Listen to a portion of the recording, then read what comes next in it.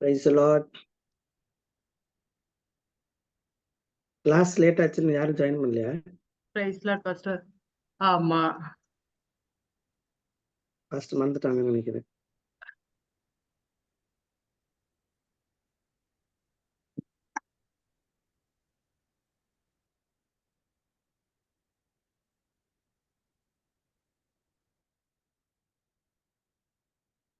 Join பண்ணுவாங்களா?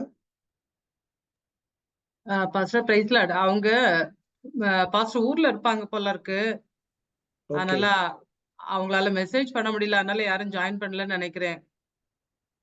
ஆக்சுவலா எனக்கும் இன்னைக்கு யூஸ்வலா மெசேஜ் பண்ணுவாரு கிளாஸ் இருக்குன்ட்டு.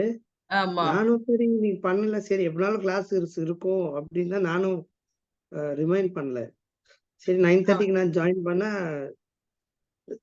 கிளாஸ் வந்து ஸ்டார்ட் பண்ணல, ஹோஸ்ட் வந்து ஸ்டார்ட் பண்ணல அப்படின்னு அப்புறம் தான் அவருக்கு மெசேஜ் பண்ணனே.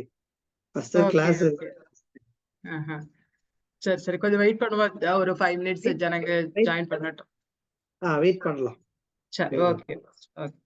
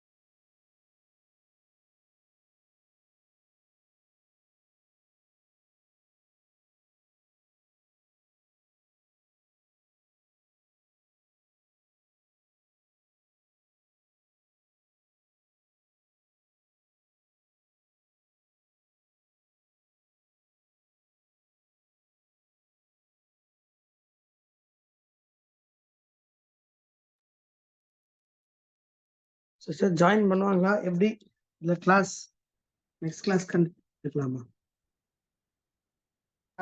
பாஸ்டர் கிளாஸ் ஸ்டார்ட் பண்ணிடலாம் பாஸ்டர்.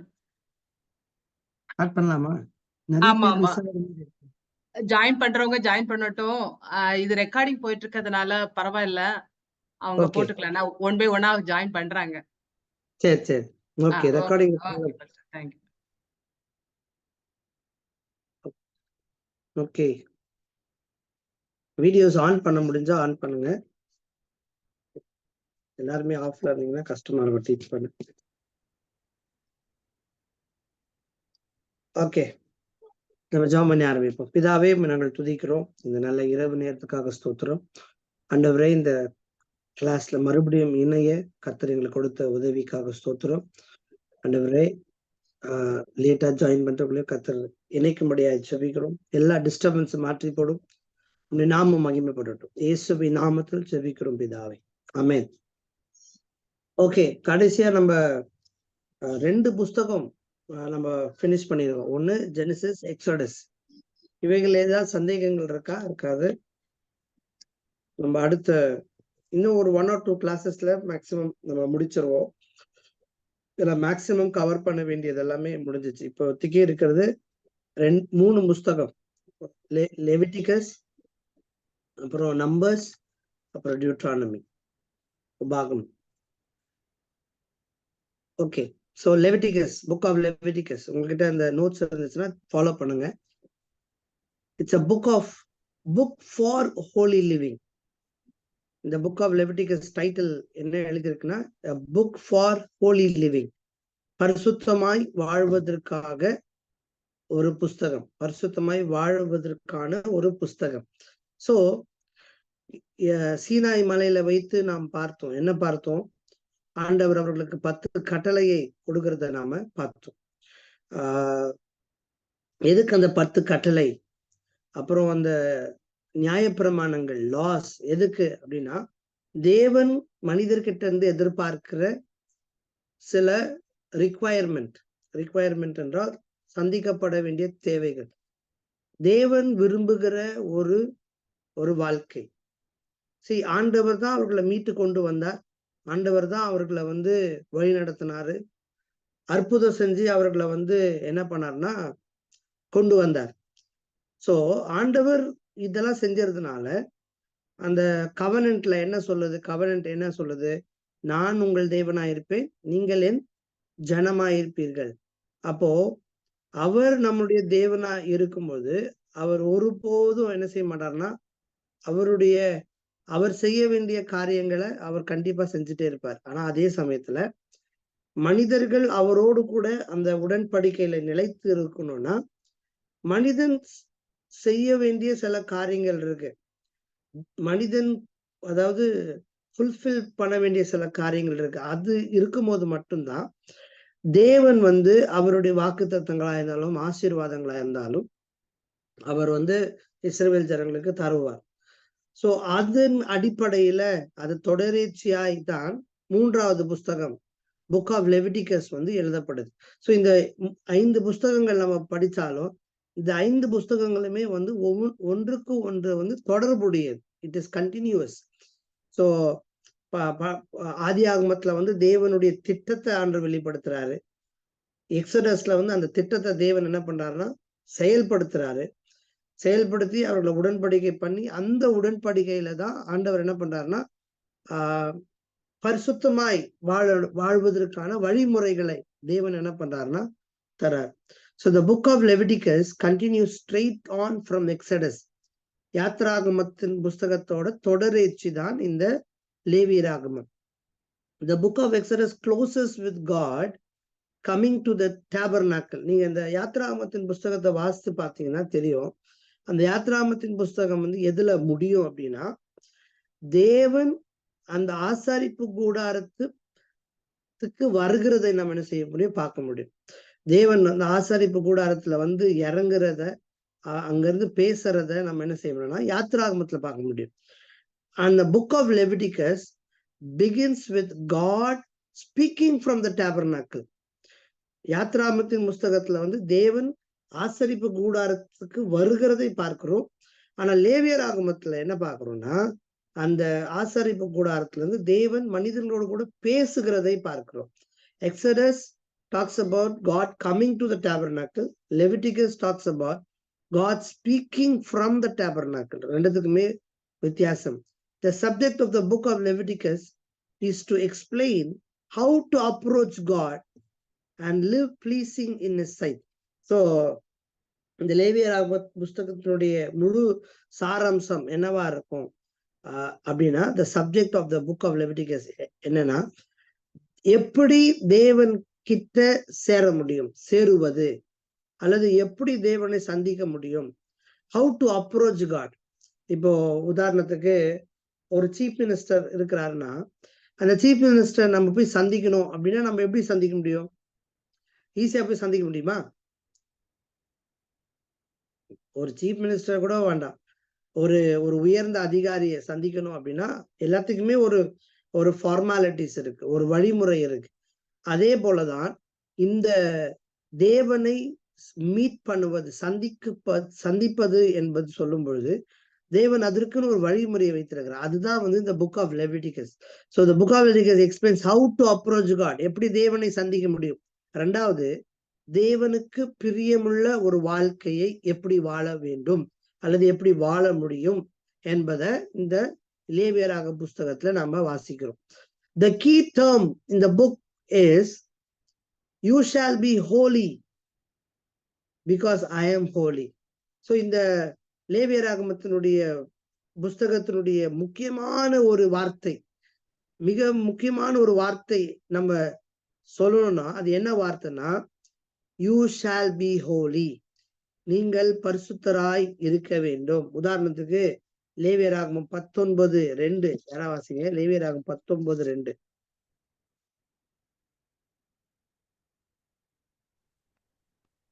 இனி இஸ்ரவேல் புத்திரரின் சபை அனைத்தோடும் சொல்ல வேண்டியது என்னவென்றால், உங்கள் தேவனும் கர்த்தருமாகிய நான் பரிசுத்தர், ஆகையால் நீங்களும் பரிசுத்தராயிருங்கள். ஆமென். என்ன சொல்லுது? நீ இஸ்ரவேல் ஜனங்க கிட்ட சொல்ல வேண்டியது என்னன்னா, உங்கள் தேவனாகிய கர்த்தருமாகிய நான் பரிசுத்தர், ஐ ஆம் ஹோலி, ஆகையால் நீங்களும் எப்படி இருக்கணும்? பரிசுத்தராய் இருங்கள். அப்படி சில ரெஃபரன்சஸ் நான் கொடுத்துருக்கேன் பாருங்க. அதுல 11:4, 15:31, 19:18 இதுல எல்லாத்துலயுமே எதை பாக்குறோம்னா, ஆண்டவர் எதை திரும்ப திரும்ப ஜனங்க கிட்ட சொல்றாரு, எந்த ஒரு விஷயத்த ஜனங்க கிட்ட திரும்ப திரும்ப அவர் எதிர்பார்க்கிறார்னா, நான் பரிசுத்தராய் இருங்கள், ஆகவே நீங்களும் பரிசுத்தராய் இருங்கள். அதாவது தேவனுடைய குணம், தேவனுடைய சுவாபம். ஃபர்ஸ்ட் தேவனுடைய குணாதிசயத்துல முதன்மையாய் இருப்பது என்னதுன்னா ஹோலினஸ். தேவனுடைய மாரல் ஆட்ரிபியூட்ஸ் என்றால் தேவனுடைய குணம், தேவனுடைய சுவாபம், தேவனுடைய குணம்.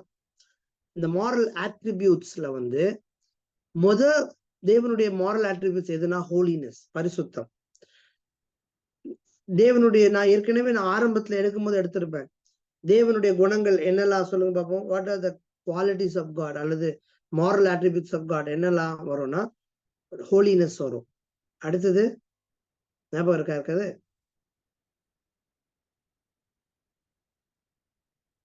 ஒன்னு ஹோலினஸ், ரெண்டாவது அன்பு.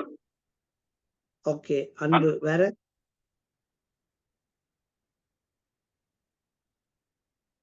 ஆரம்பத்துல நடத்திருப்பேன், இந்த இமேஜ் ஆஃப் காட் எடுக்கும்போது எடுத்திருப்பேன். ஓகே, முதல்ல ஃபர்ஸ்ட் அதுல எதுனா ஹோலினஸ் தான். அடுத்தது ரைச்சஸ்னஸ், தேவனுடைய நீதி, அவர் நீதி உள்ளவர். மூணாவது தான் குட்னஸ். குட்னஸ்ல வர்றதுதான் லவ், கைண்ட்னஸ், இதெல்லாமே வரும். சோ தேவனுடைய குணத்தை வெளிப்படுத்துகிற ஒரு புஸ்தகம் தான் இது. The book has two parts. ஒன்னு worship, sacrifice, meditation and priesthood. ரெண்டாவது daily life. இந்த லேவியர் ஆகமத்தையே ரெண்டா பிரிக்கலாம். ஒரு பாகம் என்னவா பிரிக்கலாம்னா, எதை குறித்து சொல்லப்படுதுன்னா worship, ஆராதனை குறித்து, பலி செலுத்துகிறதை குறித்து, மீடியேஷன் என்றால் அதாவது மத்தியஸ்தர், மத்தியில நிற்கிற ஒரு ஆள், தேவனுக்கும் மனிதனுக்கும் மத்தியஸ்தர் யாரு அப்படின்னா த பிரீஸ்ட், ஆசாரியர்களுடைய ஊழியம். அடுத்தது டெய்லி லைஃப், அன்றாட அல்லது அனுதினமும் எப்படி ஜீவிக்க வேண்டும் என்று இஸ்ரவேல் ஜனங்களுக்கு தேவன் கற்றுக் கொடுக்கிற ஒன்று. So Leviticus book is very important. ஏன்னா தேவனும் எதிர்பார்க்கிற ஒரு ஸ்டாண்டர்டை வந்து அதுல நம்ம என்ன செய்யறோம்னா பார்க்க முடியும். ஸோ முதல்ல வர்ஷிப்ல வந்து என்ன பார்க்குறோம்னா ப்ரீஸ்ட்ஹுட். லேவியராகமம் புஸ்தகத்துல ப்ரீஸ்ட்ஹுட் பார்க்கிறோம். ப்ரீஸ்ட்ஹுட்னா என்னது? The head of the household made the sacrifices before Moses defined priesthood. See, கொஞ்சம் கொஞ்சமா ஆண்டவர் என்ன பண்றாருன்னா அவர் ஒரு ஆர்கனைசிங்க கொண்டு வர்றார். ஒரு ஆர்கனைசேஷன் அல்லது ஒரு எது செஞ்சாலுமே அதுல வந்து ஒரு ஆர்கனைஸ்டா இருக்கணும் என்பதை பற்றி என்ன பண்றாருன்னா இஸ் ஆர்கனைசிங். மோசே காலத்துக்கு முன்னாடி யார் பலி செலுத்துவா அப்படின்னா அந்த வீட்டுல இருக்கிற தகப்பன், அந்த வீட்டுல இருக்கிற தலைவர் யாருன்னா தகப்பன் தான் தலைவர். அவர் தான் என்ன பண்ணணும்னா ஒவ்வொரு வீட்லயுமே அவர்கள் பலி செலுத்துவார்கள். ஆனால் லேவியராகம புஸ்தகத்துல அந்த கான்செப்டே ஆண்டவர் என்ன பண்றாருன்னு மாத்துறார். இனிமேல்ட்டு வீட்டுல இருக்கிறவர்கள் பண்ண தேவையில்ல. அதுக்கு பதிலா தேவன் வந்து ஒரு குறிப்பிட்ட ஒரு 12 கோத்திரத்துல ஒரு கோத்திரத்தையே தேவன் என்ன பண்ணிடுறாருன்னா இந்த பலி செலுத்துகிற அல்லது தேவனுக்குரிய காரியங்களை செய்வதற்கு அவர் வேறு பிரித்து விடுகிறார். சோ இங்கதான் பாத்தீங்கன்னா ஆண்டவருக்கென்று ஊழியம் செய்ய, ஆண்டவருக்கென்று பிரத்யேகமாய் ஊழியம் செய்வதற்கு ஆண்டவர் என்ன பண்ணார்னா செப்பரேட்டிங் த ஆபீஸ்னா அவங்கவுங்க வேலையை செய்ய வேண்டும் என்கிற ஒரு அலுவலை தேவன் என்ன பண்றாருன்னா பிரித்து கொடுத்துறார். அதை எங்க பார்க்க முடியும்னா இந்த லேவியராகம புஸ்தகத்துலதான் என்ன செய்ய முடியும்னா அதை பார்க்க முடியும். ஸோ அதுக்கு முன்னாடி வந்து யாரு வீட்டுல இருக்கிற தலைவர்கள் அல்லது அந்த தகப்பன்மார்தான் என்ன பண்ணுவாங்கன்னா சாக்ரிஃபைஸ் பண்ணுவாங்க. ஆபிரகாம் காலத்துல கூட பாத்தீங்கன்னா ஆபிரகாம் தான் பலி செலுத்துவார். அதே மாதிரி யோபு காலத்திலயும், ஏன்னா யோபும் மோசே காலத்துக்கு முன்னாடி வாழ்ந்த ஒரு மனிதர் தான். ஸோ அந்த டைம்ல பாத்தீங்கன்னா ஆசாரியர்கள் என்கிற ஒரு கான்செப்ட் என்ன செய்யணும்னா இல்லை. ஸோ அந்த டைமும் யாரு பண்ணுவானா பிதாக்கள் தான் வந்து பலி செலுத்துவாங்க. ஸோ ஆகவே the head of the household made the sacrifices before Moses defined priesthood. So ஆசாரியத்துவத்துக்கு முன்னாடி அந்த வீட்டின் தலைவர் தகப்பன் தான் என்ன பண்ணுவார்னா பலி செலுத்துவார். The office of the priest became distinct and important after the deliverance of Israel from Egypt. So ஆசாரியனுடைய வேலை அல்லது ஆசாரியத்துவம் என்பது இஸ்ரவேல் ஜனங்களை தேவன் எகிப்திலிருந்து மீட்டு கொண்டு வந்ததுக்கு பின்பு அந்த ஆசாரியர்களுடைய வேலை அல்லது தேவன் பிரித்தெடுக்கிறார். ஆசாரியர்கள் என்று தேவன் பிரித்தெடுக்கிறார். அதை வந்து ரொம்ப முக்கியமா என்ன செஞ்சுச்சுன்னா அதை ஆண்டவர் பார்த்தார். இன்றைக்கும் அதேதான், சேம் கான்செப்ட் தான். தேவன் சிலரை பிரத்யேகமாய் தம்முடைய ஊழியத்திற்கென்று அவர் அழைக்கிறார். ஓகே, அதனாலதான் சொல்லுவாங்க எல்லாரும் எல்லா வேலையும் செய்ய முடியாது. ஊழியத்துல கூட எல்லாரும் எல்லா வேலையும் செய்ய முடியாது. சிலர் ஆண்டவர் அப்போஸ்தலராக, சிலர் தீர்க்கதரிசியாக, சிலரை போதகராக, சிலரை மெய்ப்பராக என்று ஆண்டவர் என்ன பண்றாருன்னா அழைக்கிறார். அதனாலதான் தேவனுடைய அழைப்பு என்பது மிக முக்கியம். ஊழியத்துல பைபிள் எடுத்தவங்களா ஊழியக்காரன் ஆக முடியாது. எல்லாரும் ஊழியம் செய்ய வேண்டும் என்று கர்த்தருடைய விருப்பம். என்ன ஊழியம் செய்யணும்? எல்லாரும் ஆத்துமாக்களை ஆதாயம் பண்ணணும். ஆனால் எல்லாரும் எல்லா ஊழியமும் செய்ய முடியாது, செய்ய தகுதி இல்லை. ஏன்னா ஆண்டவர் ஒரு சிலரை அந்த அழைப்பு ஆசாரியனாக மாற வேண்டும், ஆசாரியன் என்கிற ஒரு அழைப்பை கர்த்தர் லேவி கோத்திரத்துக்கு மட்டும்தான் கொடுத்தார். ஆகவேதான் லேவி கோத்திரத்துக்கு ஆண்டவர் சொல்றாரு, லேவி கோத்திரத்துக்கு மட்டும் என்ன கிடையாதுன்னா நிலத்துல பங்கு கிடையாது. they will not inherit the land. அவர்களுக்கு நிலத்துல பங்கு கிடைக்காது. தேவனே அவர்களுக்கு என்னவா இருப்பார்னா பங்கா இருப்பாரு. சோ அழைப்பு என்பது மிக முக்கியம். அழைக்கப்பட்டவர்கள் தான் சில காரியங்களை செய்ய வேண்டும் என்பது கர்த்தருடைய திட்டம். அதனாலதான் ஆண்டவர் என்ன பண்றாருன்னா, he separated the priesthood. See, அந்த அந்த ஆசாரியத்துவம் ஆண்டவர் ஏற்படுத்தின பிற்பாடு அந்த அந்த ரெஸ்பான்சிபிலிட்டி மோசே கிட்ட இருந்தே போயிடுச்சு. சில காரியங்களை மோசையே செய்ய முடியாம போச்சு. ஆசாரியர்கள் மட்டும்தான் செய்ய வேண்டும் என்று தேவன் ஏற்படுத்தினார். So important after the deliverance of Israel, God appointed Aaron as the high priest during the wilderness journey for orderly and effective maintenance of worship.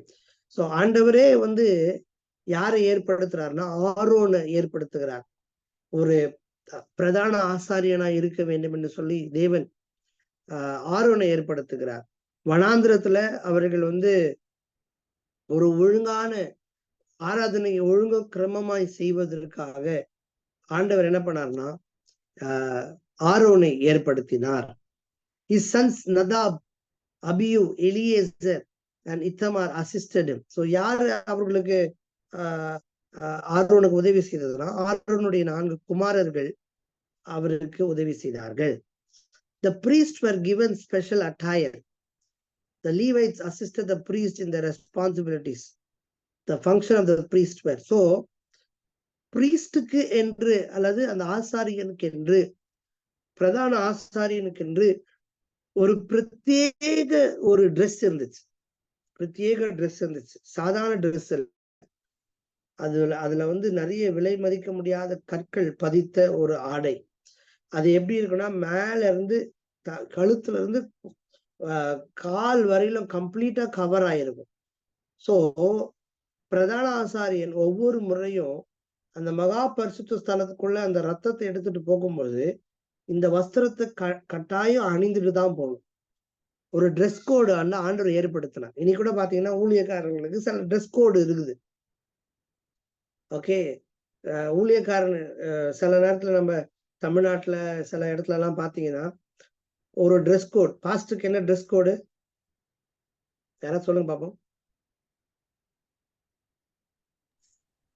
பாஸ்டருக்கு லாங் ஒரு கவுன் மாதிரி போட்டிருப்பாங்க. பெண்டிகாஸ்காரங்க பியூர் ஒயிட்ல போட்டிருப்பாங்க, ஜிப்பா சட்டை மாதிரி. ஆமா, இப்ப ஆர்சியில பாத்தீங்கன்னா ஃபாதர் அங்கி போட்டிருப்பாரு. சிஎஸ்சியில பாத்தீங்கன்னா ஃபாதர் அங்கி போட்டிருப்பாரு. பெண்டிகாஸ்ட் பாஸ்டர்ஸை ஈஸியா கண்டுபிடிச்சிடலாம். அதாவது பெண்டிகாஸ்ட்லயே நிறைய பெண்டிகாஸ்டர்ஸ் இருக்குது. அதாவது TPM, the Pentecostal Mission, CPM சொல்லுவாங்க.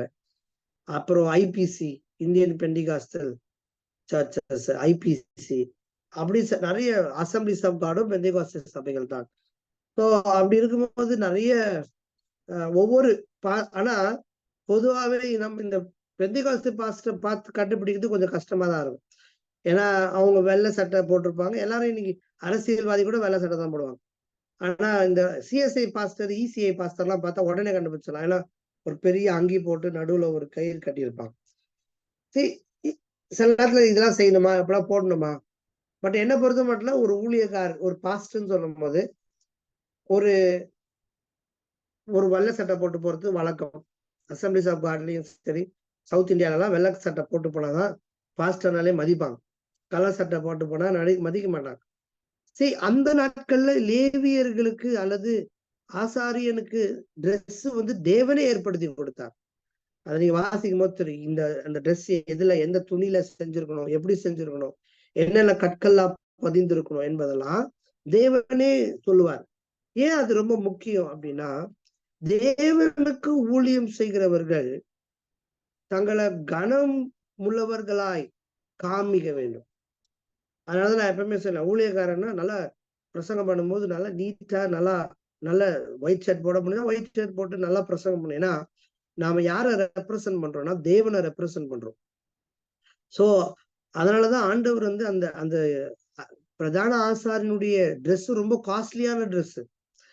அதை என்ன பண்ணாருன்னா ஆண்டவர் அதைதான் போட்டுட்டு அவங்க உள்ள போக வேண்டும். நிறைய விலை மதிக்க முடியாத கற்கள் பதிந்து இருக்கும். அதே போல அவங்களோட ட்ரெஸ் ஃபுல்லா கவர் ஆயிருக்கும். ஏன்னா ஆசாரியன் உள்ள போகும்போது தன்னுடைய நிர்வாணத்தை வெளிப்படுத்தக்கூடாது என்பதற்காக தான் ஃபுல் ட்ரெஸ்ஸும் அவர் என்ன செஞ்சிருப்பாருன்னா போட்டிருப்பார். கால் வெறும் மூடி இருக்கும். ஸோ இதெல்லாம் தேவன் ஏற்படுத்தின ஒன்று. ஸோ இன்னைக்கும் அப்படிதான் ஊழியக்காரர்களும் சரி, ஆண்களா இருந்தாலும் சரி, பெண்களா இருந்தாலும் சரி, சபைக்கு வரும்பொழுது நம்ம எப்படி ட்ரெஸ் பண்ணிட்டு வரோம் என்பது ரொம்ப முக்கியம். ஓகே, ஏன்னா ஆண்டவர் அதை விரும்புகிறார். சோ இந்த லேவியர்கள் யாருன்னா 12 கோத்திரத்துல ஒரு கோத்திரம் தான் லேவியர்கள்.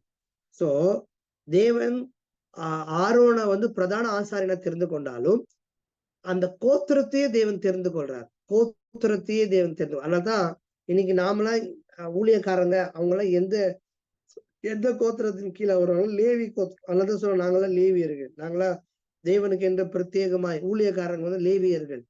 சரி, சில பேர் சொல்லுவாங்க பாஸ்டருக்கு அடுத்தது பாஸ்டர் புள்ளதான் ஊழியத்துக்கு வருது அப்படின்னு சொல்லுவாங்க. சரி, பாஸ்டருக்கு அடுத்தது பாஸ்டர் பிள்ளை ஊழியத்துக்கு வருவது என்பது தவறே கிடையாது. ஏன்னா அததான் ஆண்டவர் ஏற்படுத்தின ஒன்று. லேவி கோத்திரத்துல இருக்கிறவன் தான், ஆசாரியர் வம்சத்துல வருகிறவன் தான் அடுத்த ஆசாரியனாய் மாற முடியும். அதை நம்ம அறிந்து கொள்ள வேண்டும். சோ இந்த ஆசாரியர்களுடைய வேலை என்ன? முதல்ல அவங்களுக்கு 4 வேலை இருக்கு. ஒண்ணு, primary responsibility was to mediate between God and man. So இந்த ஆசாரியனுடைய வேலை என்ன? தேவனுக்கும் மனிதனுக்கும் அவர் தான் மத்தியஸ்தர். சரி, அந்த நாட்கள்ல தேவன் எல்லாருக்கிட்டையும் பேச மாட்டார், அவர் ஆசாரியன் கிட்ட பேசுவார். இல்ல, மனிதர்கள் ஜனங்கள் தங்க தேவைகளை ஆசாரியன் கிட்ட சொல்லுவாங்க. ஆசாரியன் தேவன் கிட்ட போய் என்ன செய்வார்னா அவருடைய ஜனங்களுடைய தேவைகளை சொல்வார். So it's a mediator. ஆசாரியன் யாருன்னா ஒரு மத்தியஸ்தர். ரெண்டாவது, they secured atonement for sin by officiating sacrifices. அடுத்தது அவங்களோட பிரதானமான வேலை என்ன அப்படின்னா பாவ நிவாரண பலியை அவர்கள் செலுத்துவார்கள். த டே ஆஃப் அட்டோன்மெண்ட், இது அடுத்த நோட்ஸ்ல வரும்போது நான் எடுப்பேன். சோ பலி செலுத்துகிற வேலை யார் தான் செய்யணும்னா ஆசாரியர்கள் மட்டும்தான் செய்யணும். அதனாலதான் பாருங்களேன், ஆண்டவர் வந்து சவுல் ராஜா சாமுவேல் வரத்துக்கு முன்னாடியே அவர் வந்து பலி செலுத்திடுவார். ஆண்டவர் அதை விரும்பவே இல்லை. ஏன்னா ஆசாரியன் மட்டும்தான் அதை செய்ய வேண்டும். ஆசாரியனுடைய வேலையை இன்னொருத்தவங்க செய்யக்கூடாது. மூணாவது, இந்த ஆசாரியர்களுடைய வேலை என்ன? they are the custodians of law. அப்படின்னா நியாயப்பிரமாணத்தை கற்றுக் கொடுக்கிறவர்கள், நியாயப்பிரமாணத்தை கடைபிடிக்கிறவர்கள். ஆசாரியர்கள் யாரு அந்த நாட்கள்ல? they were responsible for educating the people in the law. ஜனங்களை நியாயப்பிரமாணத்தை குறித்து, அந்த 10 கட்டளை குறித்து அவர்களுக்கு போதித்து நடத்த வேண்டிய ஒரு வேலை யாரிடத்துல இருக்கிறதுனா ஆசாரியர்கள் இடத்துல இருக்கிற ஒன்று. நான்காவது, they were responsible for the care and ministration of the tabernacle, later the temple. நான்காவது ஆசாரியனோட வேலை என்னன்னா அந்த ஆசாரிப்பு கூடாரத்தை பராமரிக்கிறது அவங்க வேலைதான். அதுக்கு ஆசாரிப்பு கூடாரத்துக்கு பிற்பாடு அந்த இடத்துல வந்து தேவாலயம் வந்தது. அந்த தேவாலயத்தை பராமரிப்பது என்பது யாரோட வேலையா இருந்ததுன்னா இந்த ஆசாரியர்களுடைய வேலையாய் இருந்தது. இதான் 4 ஆசாரியருடைய வேலை. அடுத்தது ரெண்டாவது, லேவியராகமத்துல என்ன பார்க்கணும்னா ஆஃபரிங்ஸ், காணிக்கை செலுத்துவது. என்ன செலுத்துவது? காணிக்கை செலுத்துவது. காணிக்கை என்பது யார் ஏற்படுத்தின ஒன்று?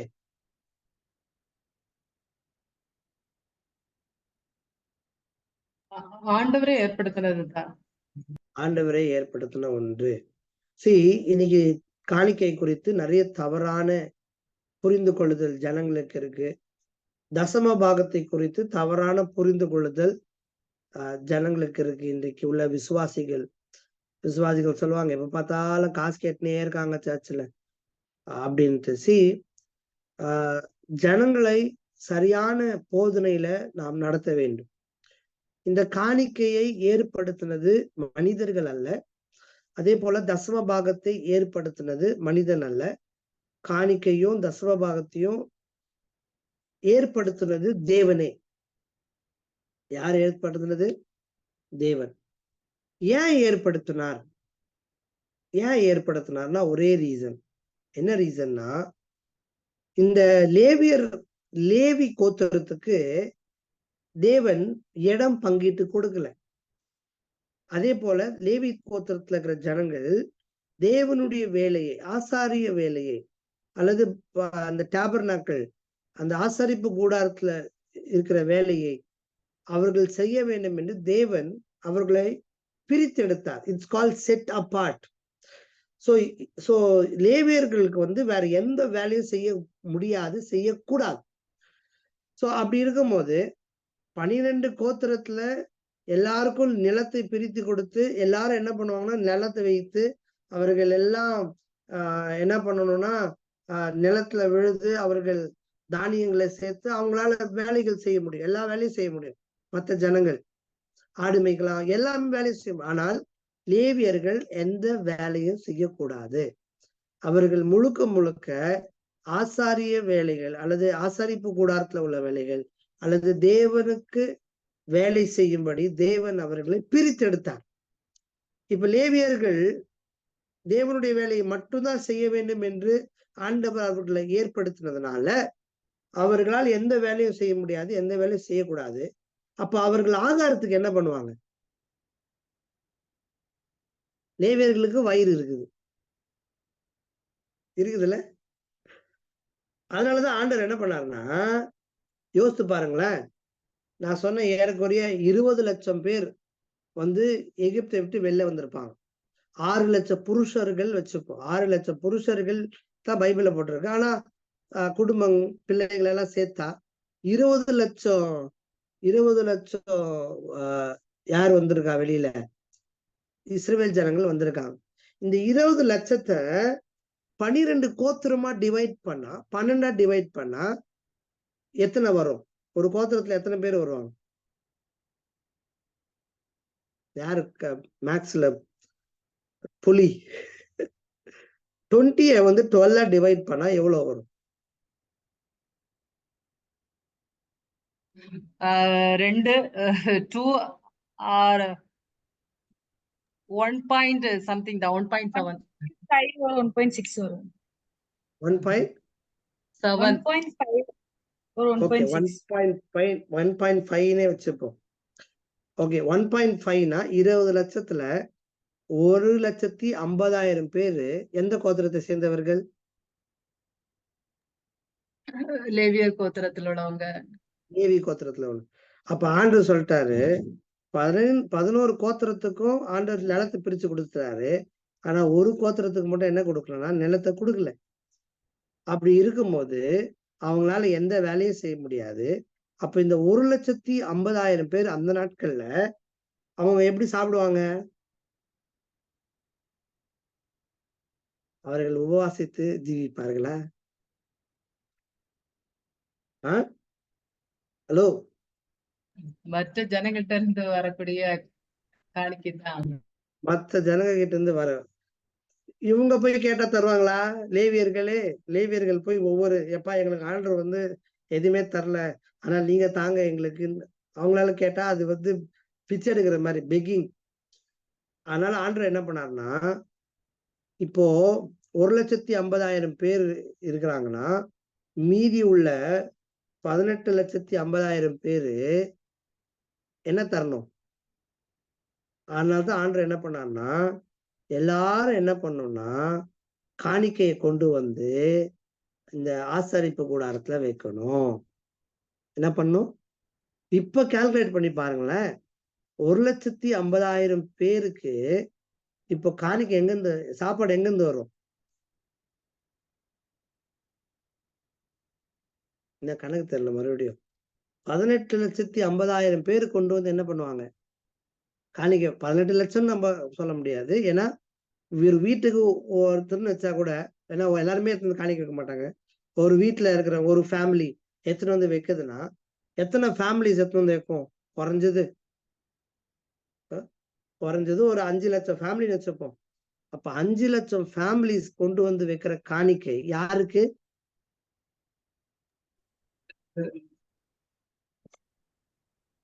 ஹலோ, லேவியர்களுக்கு. லேவியர்களுக்கு. சோ காணிக்கையை ஏற்படுத்தினதே யாருன்னா, தேவன் வந்து இந்த லேவி கோத்திரத்துக்கு தான் ஏற்படுத்தினார். சோ லேவி கோத்திரத்தின் ஒண்ணு நல்லா புரிஞ்சுக்கணும். காணிக்கையும் தசம பாகத்தையும் ஆண்டவர் ஏன் ஏற்படுத்தினார்னா, இந்த கோத்திரம் வந்து தேவனால் தெரிந்து கொள்ளப்பட்ட ஒண்ணு. இன்னொன்னு, இந்த ஊழியக்காரங்க தேவனால் தெரிந்து கொள்ளப்பட்டவர்கள். ஆகவே இந்த ஜனங்கள் தான் இவர்களை தாங்க வேண்டும் என்பது தேவனுடைய ஒரு திட்டம். சோ இன்னைக்கு சர்ச்ல காணிக்கை போட்டு நிறைய பேர் வந்து, ஐயோ நாங்க நிறைய காணிக்கை கொடுத்துட்டா பாஸ்டர் வந்து ரொம்ப பணக்கார ஆயிடுவாரேன்ட்டு கொடுக்க மாட்டாங்க. See, we are not giving to man. நம்ம தேவனுக்கு கொடுக்கிறோம், மனிதர்களுக்கு கொடுக்கல. சோ நாம் அதை புரிந்து கொள்ளணும். தேவன் எப்படி மற்ற ஜனங்களை பார்க்கிறாரோ அதே போலதான் லேவியர்களும் என்ன செய்யறாருன்னா அவரு பாக்குறாரு, ஊழியக்காரனை பாக்குறாரு. சோ அதுல நிறைய ஆஃபரிங் இருக்கு. Burnt offering, number 1 burnt offering. இந்த பர்ன்ட் ஆஃபரிங்ன்றது என்னன்னா, சர்வாங்க தகன பலி. ஒருத்த வந்து சர்வாங்க தகன பலி பர்ன்ட் ஆஃபரிங் கொடுக்கும்போது அதுல ஒண்ணுமே மிஞ்சாது, எல்லாமே எரிச்சிருவாங்க. ஒரு சில ஆஃபரிங், பீஸ் ஆஃபரிங், இது நீங்க இதை வாசித்து பார்க்கும்போது தெரியும். எத்தனை பேர் லேவியராக தெரியல, நான் உங்களை வாசிக்க சொன்னேன். இதுல ஒவ்வொரு ஆஃபரிங்லயும் பாத்தீங்கன்னா, சிலது வந்து பலி செலுத்துறதுல போயிடும், சிலது வந்து அந்த ஆசாரியனுக்காக தருவாங்க, அவங்களோட அவங்க சாப்பிடணும்னு தருவாங்க. Sin offering, trespass offering, meal offering. அதாவது the first 4 offerings in blood, the last is the bloodless offering. அதாவது பலி வேறு காணிக்கை வேறு, அதை புரிஞ்சுக்கணும். பலி வேறு காணிக்கை வேறு. சோ இதுல வந்து ஆஃபரிங்ஸ்ல கூட அவர்கள் வந்து மிருகங்களை வந்து அல்லது ரத்தம் உள்ள பலியை கொடுக்க முடியும். சோ இன்னைக்கு ஆண்டவர் நம்ம கிட்ட வந்து ஒவ்வொருத்தரும் சர்ச்சைக்கு வரும்போது ஒரு ஆடு கொண்டு வரணும்பா சொன்னா, இன்னைக்கு பாதி பேர் சர்ச்சைக்கு வர மாட்டாங்க. ஹலோ, இருக்கீங்களா? யாருமே தெரியல எனக்கு. இன்னைக்கு ஆண்டவர் சொல்றாரு, நீங்க எல்லாரும் இன்னைக்கு வரும்போது ஒவ்வொரு வாரமும் அல்லது ஒவ்வொரு மாசமும் ஒரு ஆடு எடுத்துட்டு வரணும் அப்படின்னு சொன்னா, சர்ச்சைகளை பாதி ஆள் வராது. ஆனா ஆண்டவர் அன்னைக்கு இஸ்ரேல் ஜனங்களுக்கு நீ வாசித்து பார்த்தா தெரியும், அவர்கள் ஆடு எடுத்துட்டு வரணும், அவங்களால முடிஞ்ச த பெஸ்ட் எடுத்துட்டு வரணும். அதே மாதிரி பலி செலுத்த வரும்போது அது அதிகாரத்தை மட்டும் வாசிக்குமா. கர்த்தர் ஆசாரிப்பு கூடாரத்திலிருந்து மோசையை கூப்பிட்டு அவனை நோக்கி, நீ இஸ்ரவேல் புத்திரர் இடத்தில் சொல்ல வேண்டியது என்னவென்றால், உங்களில் ஒருவன் கர்த்தருக்கு பலி செலுத்த வந்தால் மாட்டு மந்தையிலாவது ஆட்டு மந்தையிலாவது ஒரு மிருகத்தை தேர்ந்தெடுத்து பலி செலுத்த வேண்டும். எதுல தேர்ந்தெடுக்கணும்? மாட்டு மந்தை அல்லது ஆட்டு மந்தை. அவன் செலுத்துவது மாட்டு மந்தையிலிருந்து எடுக்கப்பட்ட சர்வாங்க தகன பலியானால் அவன் பழுதற்ற ஒரு காளையை செலுத்துவானாக. எப்படி அந்த பலி எப்படி இருக்கணும்? பழுதற்ற ஒரு காளை அப்படின்னா வித்தவுட் டிஃபெக்ட். இன்னைக்கு சர்ச்சில் போய் காணிக்கை பெட்டியை நம்ம பார்க்கணும், சர்ச்சில் உள்ள காணிக்கை பைய பார்க்கணும். பாவம், எத்தனையோ பாஸ்டர்ஸ் புலம்புவாங்க. ஏன்னா 2 நோட்டு இருக்கும், ஒரு நோட்டு வேற சீரியல் நம்பர், இன்னொரு நோட்டு வேற சீரியல் நம்பர், 2 ஒட்டி எத்தனை காணிக்கை போட்டிருப்பாங்க. எந்த நோட்டு செல்லாதோ அதுதான் காணிக்கை டப்பால இருக்கும். ஒரு நாள் 1 ரூபாய் காயின் தான் ரொம்ப சத்தம் போட்டுச்சான். 1 ரூபாய் காயினுக்கும் 2000 ரூபாய் நோட்டுக்கும் சண்டை வந்துச்சான். அப்போ 1 ரூபாய் காயின் சொல்லிச்சான், நீங்களா பரலோகத்துக்கே போக மாட்டீங்கடா அப்படின்னு சொல்லிச்சான். 2000 ரூபாய் நோட்டு சொல்லிச்சான், ஏன் நாங்க பரலோகத்துக்கு போக மாட்டோம், நீங்களா ஒரு நாளும் சர்ச்சுக்கே வந்தது கிடையாது, நாங்க தான் தினம் சர்ச்சுக்கு வரோம் அப்படின்னு சொல்லிச்சான். ஸோ ஆஃபரிங்ஸ் தேவன் வந்து எப்படி எதிர்பார்க்கிறாரு? மாட்டு மந்தை சர்வாங்க தகன பலி, அது பழுதற்ற ஒரு காளையை செலுத்துவானாக. கர்த்தருடைய சந்நிதியில் தான் அங்கீகரிக்கப்படும்படி அவனது ஆசாரிப்பு கூடார வாசலில் கொண்டு வந்து, அது தன் பாவ நிவர்த்திக்கென்று அங்கீகரிக்கப்படும்படி தன் கையை அதன் தலையின் மேல் வைத்து கர்த்தருடைய சந்நிதியில் அந்த காளையை கொல்லக்கடவான். யார் கொண்டு வரணும் பலிய?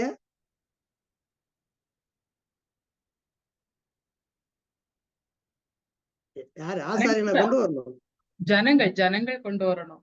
ஜனங்கள் கொண்டு வரணும். ஓகே, கொண்டு வந்து அவன் என்ன செய்வானா, அத வந்து யாரோட கைய அது மேல வைக்கணும்? தலையில இல்ல மாடோட அவனோட தலை. கை. கொண்டு அவனோட வர்றவங்க கைய அவங்களோட கை. கொண்டு வருவன் அவன் கையை அது மேல என்ன செய்யணும்? வைக்கணும். வச்சுட்டு யாரு கொல்லணும்? ஆசாரியன். நல்லா பாருங்க, வாசிங்க. கர்த்தருடைய சந்நிதியில் அந்த காளையை கொல்ல கடவன். 5ஆம் வசனம். 5ஆம் வசனம் என்ன சொல்லுது? அதுல கர்த்தருடைய சந்நிதியில் அந்த காளையை கொல்ல கடவன் யாருன்னு போடலையே. அப்பொழுது ஆரோனின் குமாரராகி யார் ஆசாரியர்கள் கொண்டு வரது? ஜனங்க கொண்டு யார் வரணும். கொண்டு வரது? இல்ல, ஜனங்கள் தான் கொண்டு வரணும். யாரு கொண்டு வரணும்? சரி, நல்லா வாசிங்க. அது தன் பாவ நிவர்த்திக்கென்று அங்கீகரிக்கும்படி தன் கையை அதன் தலையின் மேல் வைத்து, இட்ஸ் கண்டினியூஸ். அவனை பத்தி தான் போட்டிருக்கு. கர்த்தருடைய சந்நிதியில் அந்த காளையை கொல்ல கடவன். அப்பொழுது ஆரோனின் குமாரனாகிய ஆசாரியர்கள் அதன் ரத்தத்தை எடுத்து அதை ஆசாரிப்பு கூடார வாசலில் இருக்கிற பலிபீடத்தின் மேல் சுற்றிலும் தெளிக்க கடவர்கள். இதுல ரொம்ப முக்கியமானது என்னன்னா, கொண்டு வர்றது அவன் தான், கையை கலை மேல வைக்கிறது அவன் தான். எதுக்கு வைக்கிறான்னா, அவனுடைய பாவங்கள் எல்லாமே டிரான்ஸ்பர் ஆகுது என்று அர்த்தம். அவன் செய்த பாவங்கள் எல்லாம் எது மேல போகுது? அந்த ஆட்டின் மேல போகுது. அதுக்கு அடையாளமா தான் அவன் அது மேல கைய வைக்கிறான். அதுக்கப்புறம் அவனைதான் கொல்லணும். பின்பு அவன் அந்த சர்வாங்க தகன பலியை தோல் உரித்து, யார் தோல் உரிக்கணும்?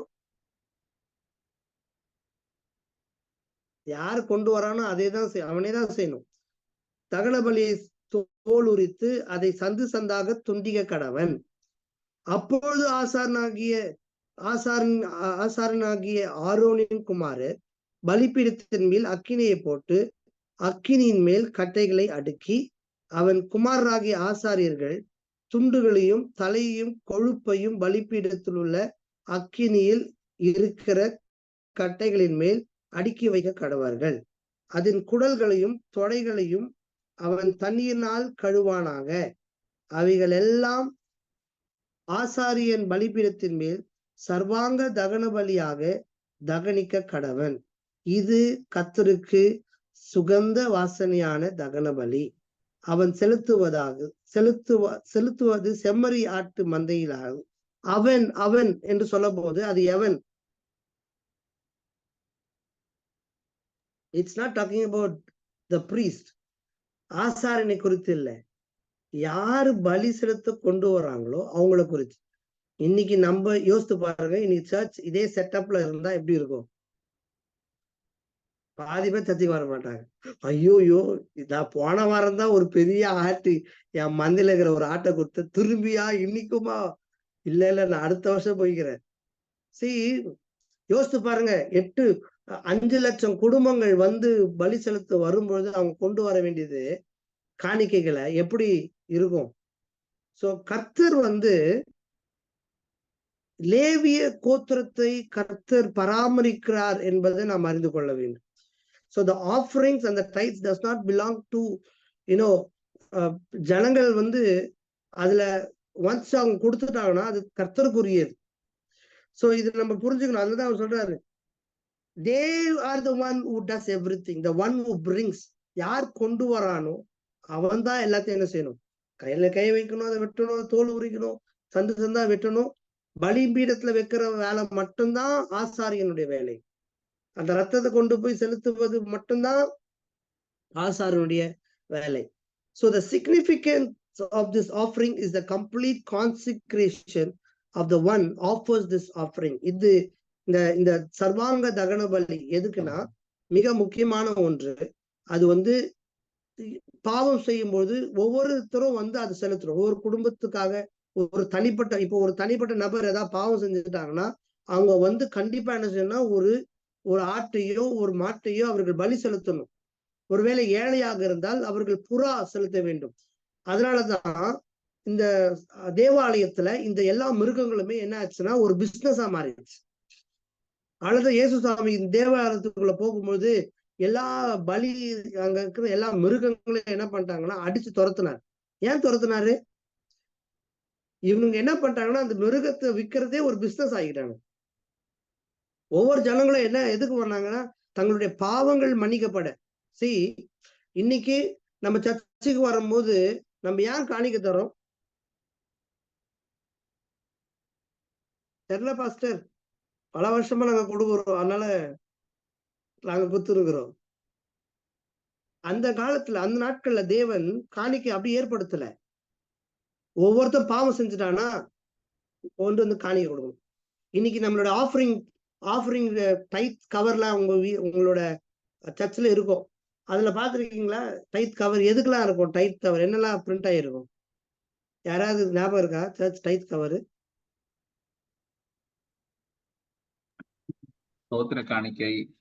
சோத்திர காணிக்கை, தசம பாகம், தசமபாகம், வேற பிறந்த நாள் திருமண நாள் அப்படின்னு பிரிண்ட் பண்ணிருப்பாங்க. பிறந்த நாள் திருவள்ளுவர், வெரி குட், சூப்பர். வேற mission offering, mission offering, search building fund இருக்குமா? இருக்கும். சர்ச் பில்டிங் ஃபண்ட் இருக்கும். வேற என்ன இருக்கும்? விபிஎஸ் கிறிஸ்துமஸ் டைம்ல எல்லாம் ஏதாவது ஸ்பெஷல் கவர் கொடுப்பாங்க. ஓகே, எந்த ஆஃபரிங் கவர்லயும் பாவ நிவாரண காணிக்கை பிரிண்ட் ஆயிருக்குமா? ஆயிருக்கு. அது மட்டும் இருந்துச்சுன்னா எல்லா சர்ச்சும் பலகார சர்ச் ஆயிடும். ஆனா அது மாதிரி நம்ம இன்சிஸ்ட் பண்றதுல அது ஏன் அது அப்படி எழுதப்படலன்னா ஆண்டவர் எல்லாரோட பாவங்களும். ஆனால் இன்னைக்கும் ஆர்சி சர்ச்சில் அது இருக்குது. ஹலோ, இன்னைக்கும் ஆர்சி சர்ச்சில் அது இருக்குது. உங்களுக்கு தெரியுமா? ஆர்சி சர்ச்ல ஃபாதர் போய் உட்காருவாரு, இவங்க போய் பாவம் அறிக்கை சொல்லிட்டு போயிடுவாங்க. ஞாபகம் இருக்கா? ஒரு காலத்துல ரோமன் கேத்தலிக் சர்ச்சஸ் வந்து பாவ மன்னிப்ப காசு கொடுத்து வாங்கலாம். அதுக்கு ஒரு பேர் இருக்கு, நான் மறந்து போயிட்டேன். காசை கொடுத்து வாங்கலாம். அதுல இருந்து தான் பிரிஞ்சதுதான் புரொட்டஸ்டன்ஸ். ஏன்னா ஒரு காலத்துல இப்படியே பண்ணிட்டு இருக்கும் போதுதான் மார்ட்டின் லூதர் 96 தீசிஸ கொண்டு போய் ரோமன் கேத்தலிக் சபையில வந்து அவர் ஆணி அடிச்சுட்டு போயிட்டார். ஏன்னா நீங்க பண்றது எல்லாமே தப்புடா, பாவ மன்னிப்புக்கு காசு கொடுத்து வாங்கணும்னு அவசியமே இல்லை. ஃபர்கிவ்னஸ் வந்து ஆண்டவர் கொடுக்கிற அது வந்து இலவசம். நீதிமான் விசுவாசத்தினாலே பிழைப்பான் என்கிற அந்த வார்த்தை ரோமர்ல இருந்து எடுத்து 96 தீசிஸ் என்ன பண்றாருன்னா அவரு ரோமன் கேத்தலிக் அதுல இருந்து பிரிஞ்சு போனதுதான் புரொட்டஸ்டன்ஸ். அதுல இருந்து தான் நம்ம வந்தோம். இன்னைக்குமே ரோமன் கேத்தலிக்ல அது இருக்குது. பாவத்துக்கு காசை கொடுத்து பாவ மன்னிப்பு செய்யலாம், வாங்க முடியும். ஆனா அந்த நாட்கள்ல இந்த லேவியர் சொல்லப்பட்ட அந்த நாட்கள்ல யாராவது ஒருத்தர் பாவம் செஞ்சா கட்டாயமாய் அந்த சர்வாங்க தகன பலியை அவர்கள் செய்ய வேண்டும். சோ அது எதுக்குன்னா அவங்களுடைய பாவ மன்னிப்புக்காக. ஒவ்வொரு நாளும் இஸ்ரவேல்ல ஒவ்வொரு நாளும் காலையிலயும் நைட் ஈவினிங்லும் ஒரு ஆடு கண்டிப்பா அடிச்சு ஆசாரியன் பலி செலுத்துவான். ஒவ்வொரு நாளும் நடக்கும். lamb was offered every day in Israel, morning and evening, to remind Israel of a devotion to God. ஒவ்வொரு நாளும் யோசித்து பாருங்க, இஸ்ரவேல்ல வந்து பலி செலுத்துவாங்க. இப்போ இல்லை, ஏன்னா இப்போ தேவாலயம் இல்லை.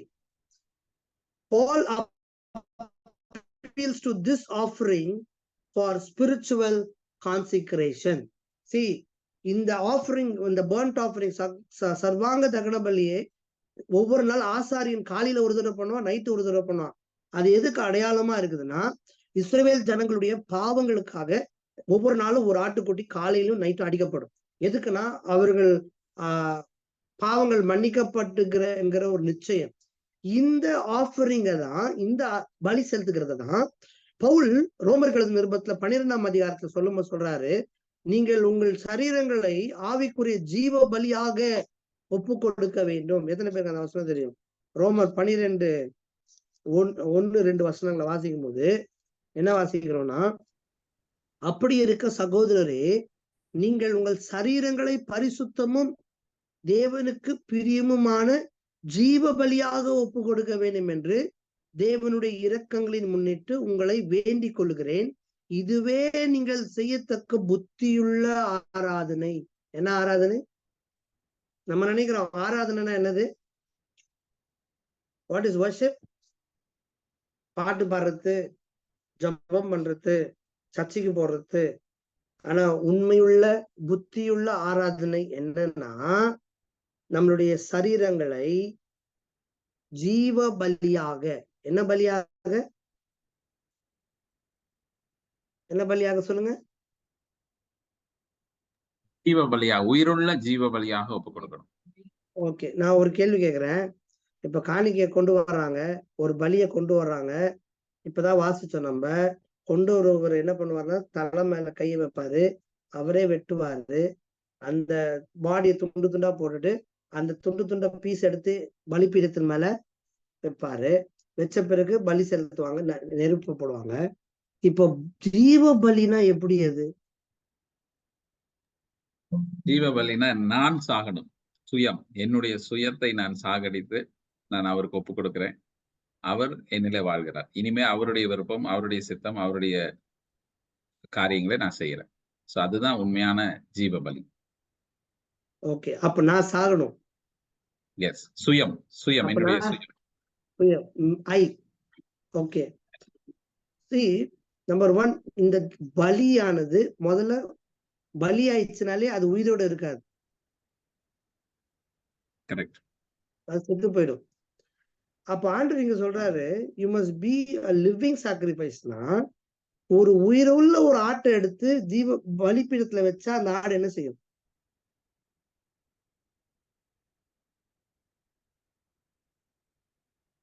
ஒரு உயிருள்ள ஒரு ஆட்டை எடுத்து பலிபீடத்துல வச்சு ஆசாரியன் கத்தி எடுத்து வெட்ட போகும்போது அந்த பலி அந்த ஆடு என்ன செய்யும்? தப்பிச்சு ஓட பார்க்கும். தப்பிச்சு ஓடிடும். முடிஞ்சா ஒரு எத்து ஆசாரியனை வெட்டு ஒட்டுது, அது பாட்டுக்கு போகும். இந்த இடத்துல பவுல் அந்த பலி, இந்த பலியை பத்தி தான் அவர் சொல்றாரு. இந்த பர்ன்ட் ஆஃபரிங் வந்து ஒன்ஸ் ஒரு மிருகம் பலியாக போகும்போது அதால ஒண்ணுமே செய்ய முடியாது. அது இறந்து போன பிறகுதான் அது பலியாக மாறும். ஆனா பவுல் சொல்றாரு, நீ ஆண்டவருக்கு பிரியமுள்ள ஒரு வாழ்க்கைய வாழணும்னா you must become a living sacrifice. அப்படின்னா என்ன அர்த்தம்னா, உங்க லைஃப் ஸ்டைலே வந்து டோட்டலா மாறணும்னு சொல்றாரு. த வே வி லிவ், நீங்க சொன்னது போலதான் சுயம் செத்து நான் யூஸ்வலா சொல்லுவாங்க எல்லாருமே, ஆண்டவருக்காக சாகுறேன் பாஸ்டர், ஆண்டவருக்காக நான் சாவேன். ஆண்டவருக்காக சாகுறது ரொம்ப ஈஸி, ஆண்டவருக்காக வாழ்றதுதான் கஷ்டம். அதனாலதான் ஆண்டவர் சொல்றாரு, நீங்க செத்த பலியா எனக்கு தேவையில்லை, நீங்க ஜீவனுள்ள பலியா இருக்கணும். அப்படின்னா என் லைஃப் ஸ்டைல், நான் ஒரு மாடலா, நான் ஒரு ரோல் மாடலா, நான் ஒரு முன்மாதிரியா, என்னுடைய எல்லா செயல்களிலும் சொல்களிலும் நான் ஒரு ஜீவ பலியா. அப்படின்னா என்ன அர்த்தம்னா கம்ப்ளீட் சரண்டர். ஜீவ பலினா என்ன அர்த்தம்? It talks about the complete surrender. வர்ஷிப்ன்றது என்னன்னா கம்ப்ளீட் சரண்டர். நான் இல்ல, என் சுயம் இல்ல, எனக்கு நிறைய பேர் வந்து அந்த ஒரு பாயிண்ட்ல தான் ப்ராப்ளம். யாருமே தங்களை என்ன செய்ய மாட்டாங்கன்னா, நான் இல்ல அப்படின்ற ஒரு ஸ்டேஜுக்கு வரவே மாட்டாங்க. கம்ப்ளீட் சரண்டர், என் வாழ்க்கை நான் ஆண்டவருக்கு தான் அப்படின்ற ஒரு நிலைமைக்கு எப்போ வருமோ அன்னைக்குதான் நம்ம என்ன ஆராதனை செஞ்சிருக்கிறோம்? புத்தியுள்ள ஆராதனை. புத்தியுள்ள ஆராதனை. பாட்டு பாடுறதுனாலயோ அல்லது சர்ச்சுக்கு போறதுனாலயோ அல்ல. என்னோட இங்கிலீஷ்ல வந்து அது என்ன வர்ஷிப் சொன்னா, இங்கிலீஷ்ல அந்த வசனத்தை இறக்காது. இங்கிலீஷ் பைபிள் இருக்குங்களா? இதுல புத்தி உள்ள ஆராதனை போட்டிருக்காங்க, இங்கிலீஷ்ல அப்படி போட்டிருக்காரு.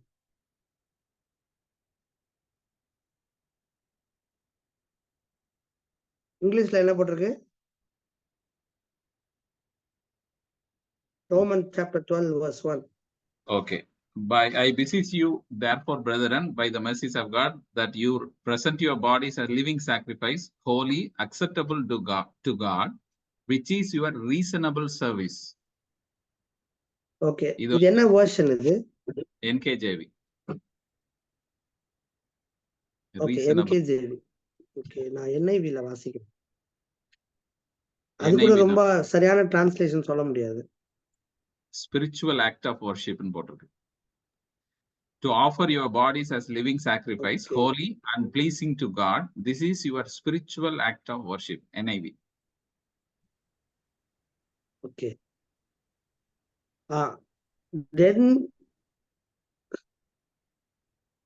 this is a true and proper worship. அப்படின்னு சொல்லி இன்னொரு டிரான்ஸ்லேஷன்ல, therefore I urge you brothers and sisters, in view of God's mercy, to offer your bodies as a living sacrifice, holy and pleasing to God.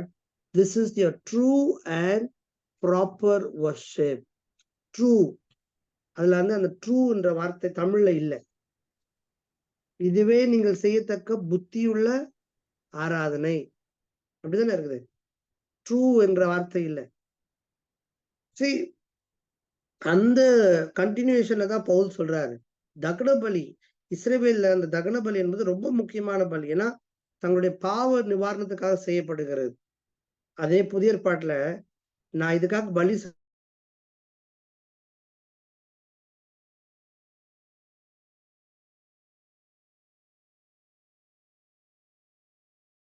என்று சொல்றாரு. So அது burnt offering. ரெண்டாவது piece offering. Piece offering என்பது it is a voluntary offering. தாங்களாகவே வந்து தருவது, யாருடைய கட்டாயத்துல அல்ல. Main feature of this offering is the sacrificial meal. The significance of this offering is the living communion and fellowship between man and God. The sacrificial animal of the offerer is slain and the blood sprinkled on the altar. The fat is burnt. The thigh and the breast were dedicated to God by waving this before God. The offerer ate along with friends and family the rest of the meal. See, இந்த piece ஆஃபரிங்ல வந்து சமாதான பலி, அது வந்து அவர்களாகவே விருப்பப்பட்டு கொடுக்கிற ஒன்று. So அதுல வந்து தையும் பிரெஸ்ட் பார்ட்டும் வந்து அந்த மிருகத்துடைய வந்து தேவனுக்கு கொடுப்பாங்க.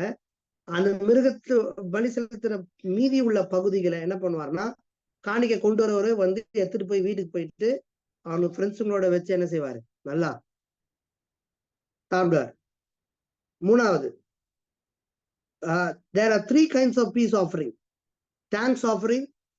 This is an offering for the blessing received from God. Votive offering. This is a payment of vow.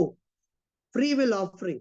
This is to express one's love for God. 3 இந்த பீஸ் ஆஃபரிங்லயே 3 இருக்குது. என்னன்னா நம்ம சொன்னோம், ஸ்தோத்திர காணிக்கை, இது வந்து the blessing received from God. தேவனிடத்துல இருந்து ஒரு ஆசீர்வாதத்தை நம்ம பெற்றுக்கொண்டோம்னா நம்ம என்ன செய்யணும்னா ஸ்தோத்திர காணிக்கை செலுத்தலாம்.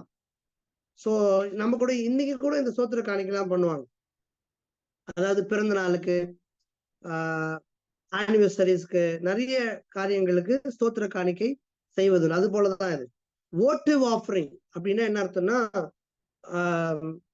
ஆண்டவர்கிட்ட வந்து பொருத்தனை பண்றது. பொருத்தனை பண்ணுகிற ஆஃபரிங் பேர் தான் votive offering. ஆண்டவரே, எனக்கு நீங்க இதை செஞ்சீங்கன்னா நான் வந்து இதை நான் பொருத்தனையா பண்றேன் அப்படின்னு சொல்லி செய்யும் போது கண்டிப்பா கர்த்தர் சில அந்த நம்முடைய பொருத்தனையை கேட்டு நமக்கு பதில் கொடுப்பார். அதுக்கு ஸ்தோத்திரமா என்ன பண்ணணும்னா, கண்டிப்பா நம்ம என்ன பொருத்தனை பண்ணணுமோ அதை என்ன செய்யணும். கண்டிப்பா சிலர் பொருத்தனை பண்ணுவாங்க, முடிச்ச உடனே மறந்துடுவாங்க அந்த பொருத்தனையை. ஹலோ, இருக்கீங்களா? பொருத்தனையை முடிச்ச உடனே, பொருத்தனை நிறைவேறின உடனே என்ன பண்ணுவாங்கன்னா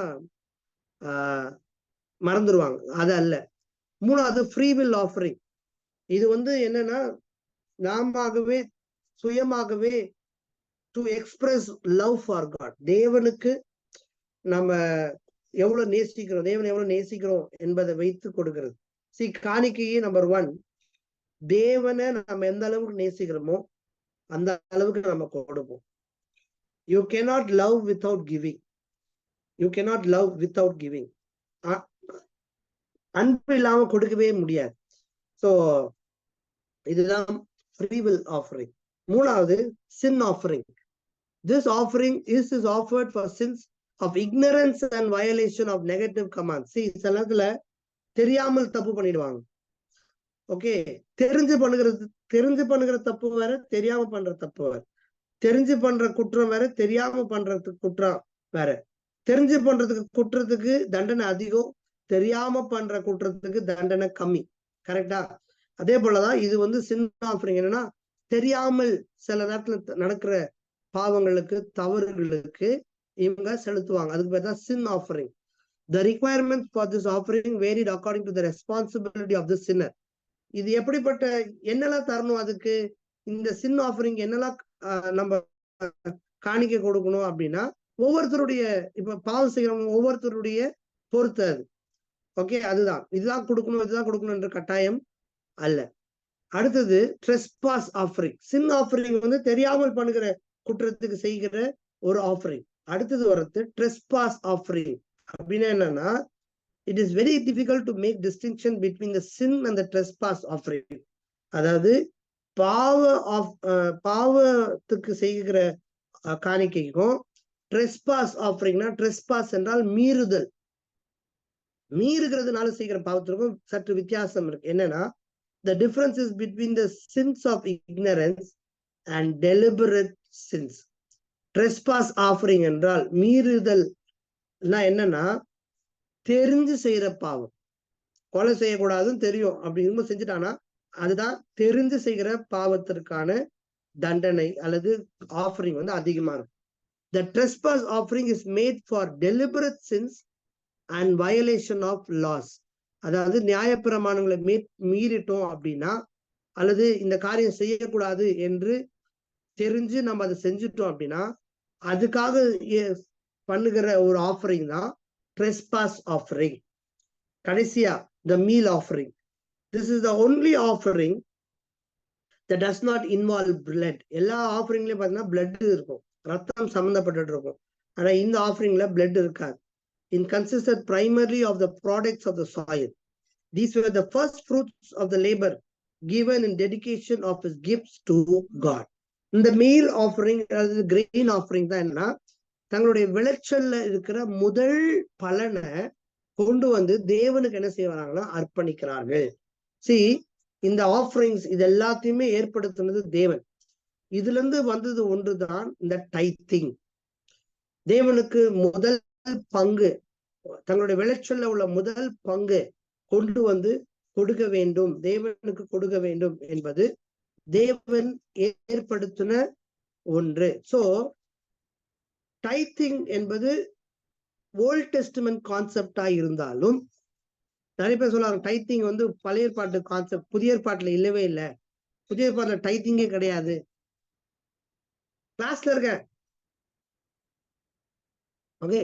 சோ பழைய ஏற்பாட்டுல வந்து எப்படின்னா, டைத் ஆண்டவர் ஏன் ஏற்படுத்தினார்? நிறைய பேர் சொல்லுவாங்க இன்னைக்கு உள்ள கிறிஸ்தவர்கள் டைத் கொடுக்க கூடாது, டைத்து கொடுக்கறது தப்பு, டைத் கேட்கவே இல்லை ஆண்டவர் புதிய ஏற்பாட்டுல டைத்திங் ஏற்படுத்தினார். அப்படின்னா ஆண்டவர் வந்து லேவியர்களுக்காக நான் சொன்னேன், ஆசாரியர்களுக்காக நான் சொன்னேன் என்னன்னா, 10ல் 1 பங்கு நீ கட்டாயமா என்ன செய்யணும்னா கொடுக்கணும், கர்த்தருக்கு கொடுக்கணும். எத்தனை பங்கு கொடுக்கணும்? 1 பங்கு. ஹலோ, இருக்கீங்களா? ஆமாய்யா, இருக்கிறோம். ஓகே, சிலர் வீடு ஸ்டக்கான மாதிரி இருக்கா? அதுதான் பழைய ஏற்பாட்டுல ஆண்டவர் 10ல் 1 கட்டாயமா கொடுக்கணும்னு சொன்னதுக்கான காரணம் என்னன்னா, அந்த நாட்கள்ல தான் ஆண்டவர் கொடுக்கறத பத்தி என்னன்னு சொல்லி தராரு. பேசிக்கலி பீப்புளுக்கு தெரியாது, கொடுக்கறத பத்தி தெரியாது. ஈவன் ஆசரிப்பு கூடாரத்தை கட்டும் போது கூட ஆண்டவர் என்ன பண்ணாருமா, அவங்க எடுத்துட்டு வந்த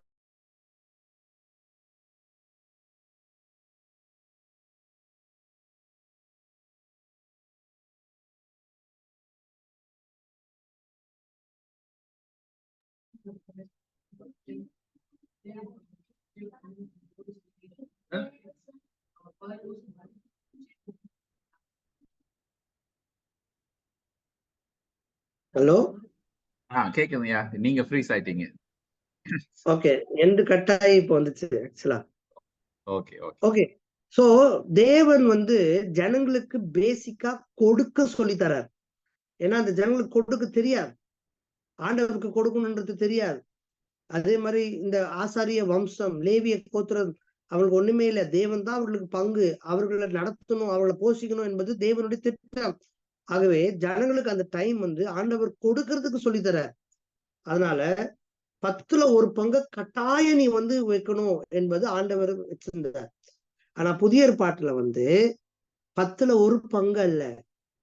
நீ ஆண்டவரை எந்த அளவுக்கு நேசிக்கிறையோ நீ அந்த அளவுக்கு தேவனுக்கு கொடுக்க வேண்டும் என்பதுதான் புதிய ஏற்பாட்டினுடைய ஒரு புரிந்து கொள்ளுது. ஏன் ஆண்டவர் அட்லீஸ்ட் 10ல் 1 கொடுக்குன்னு ஏன் சொல்றாருன்னா, அட்லீஸ்ட் அதாச்சும் என்ன செய்யுங்க, கொடு. அதனாலதான் என்ன பண்றாங்கன்னா, இந்த நாட்கள்ல உள்ள ஊழியக்காரங்க அதே பிரின்சிபலை ஃபாலோ பண்ணிட்டே வந்துட்டாங்க. 10ல் 1 10ல் 1ன்ட்டு. இன்னைக்கு இருக்கிற ஜனங்களுக்கு 10 ரூபாயில 1 ரூபாய் கொடுக்கறது பிரச்சனை இல்லை, கொடுத்துருவாங்க. 100 ரூபாயில 10 ரூபாய், 1000 ரூபாயில 100 ரூபாய் கொடுத்துருவாங்க. 10,000 ரூபாய் வரும்போது யோசிப்பாங்க, ஐயோ 1000 ரூபாய் போயிடுமே. 1 லட்சம் ரூபாய் வரும்போது என்ன யோசிப்பாங்க, ஐயோ 10,000 ரூபாய் கொடுக்கணுமே. நீங்க இன்க்ரீஸ் ஆக உங்க டைத் இன்க்ரீஸ் ஆக உங்க வருமானம் இன்க்ரீஸ் ஆகும். கர்த்தர் அததான் ஒரு சிஸ்டம் அங்க வச்சிருந்தார். இட் இஸ் காட்ஸ் பிரின்சிபல், தேவன் ஏற்படுத்தின ஒன்று. சோ புதிய ஏற்பாட்டுல வந்து டைத் இல்லாத காரணம் என்னன்னா, டைத் இருக்குது ஆனா அது வந்து ஆண்டவர் நீ வெறும் 1 மட்டும் நிறுத்த மாட்டேன். நீ ஆண்டவரை நேசிச்சா 10ல் 1 பங்கான என்ன செய்ய மாட்டேன், நிறுத்த மாட்டோம். நம்ம நேசிக்கிறோம், நம்ம பிள்ளைகளை நேசிக்கிறோம், நம்ம குடும்பத்தை நேசிக்கிறோம், உனக்கு நான் இவ்வளவுதான் தருவேன் அப்படின்னு நம்ம ஒரு ஒரு ஒரு ஒரு லைன் வைப்போமா? இல்ல, அதுக்கும் மேல நான் என் குடும்பத்துக்கு நான் செய்வேன், என் பிள்ளைகளுக்கு செய்வேன். ஏன்னா because they are mind.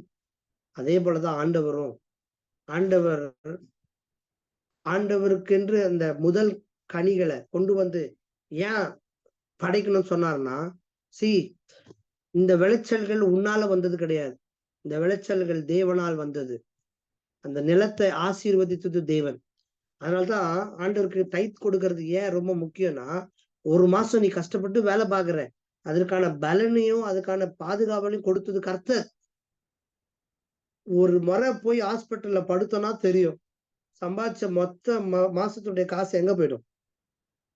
Hospital போயிடுமா? அதுல இருந்து கர்த்தர் நம்மளை பாதுகாத்து. சில பேர் பயப்படுத்துவாங்க, பயப்படுத்தக்கூடாது. நீ கொடுக்கல, கர்த்தருக்கு நீ கொடுக்கல, அவ்வளவுதான் அவனுக்கு நஷ்டம் வரும். ஆண்டருக்கு பயப்பத்தி வாங்கக்கூடாது. ஆண்டருக்கு அன்புல கொடுத்து பழக வைக்கணும் ஜனங்களை. 1 மாசம் கர்த்தர் உன்னை உழைக்கிறதுக்கு உனக்கு பலனை கொடுத்திருக்கிற, உன்னை சுகப்படுத்தி இருக்கிற. நம்ம நினைச்சிருந்தோம்னா ஹாஸ்பிட்டல்ல போய் செலவா பண்ணணும். அது எல்லாத்தையும் ஆண்டவர் அவாய்ட் பண்ணிருக்கிறாருன்னா, அந்த நன்றிக்கு, அந்த தேங்க்ஸ் கிவிங்க்கு நான் என்ன பண்ணணும்னா, நான் ஆண்டவர் கொடுக்கணும். அவர் கொடுக்கறத நான் அவருக்கு திரும்ப ஒரு கொஞ்சம் பங்கு கொடுக்கிறோம். அதுதான் என்னது, டைத்திங். அதுதான் அந்த மீல் ஆஃபரிங். அந்த அவனுடைய விளைச்சலுடைய பங்கு எங்க வரணும்? கர்த்தருக்கு வர வேண்டும். ஏன்னா அது என்ன அர்த்தம்னா, I recognise God in my blessing.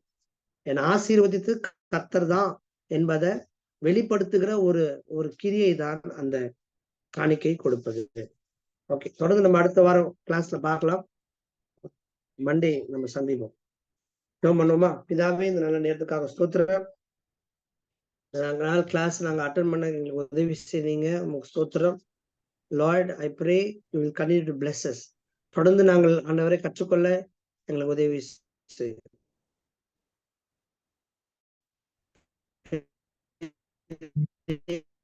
காரியங்கள் செய்யும் இந்த பங்கெடுத்த ஒவ்வொரு சந்தேகங்கள் ஏதாவது இருந்தா நம்ம அடுத்த கிளாஸ்ல கேளுங்க, நம்ம மீட் பண்ணுவோம். ஏடுமா? Thank you. Praise the Lord. Thank you, Pastor. Thank you, Pastor. Thank you. Thank you. Welcome.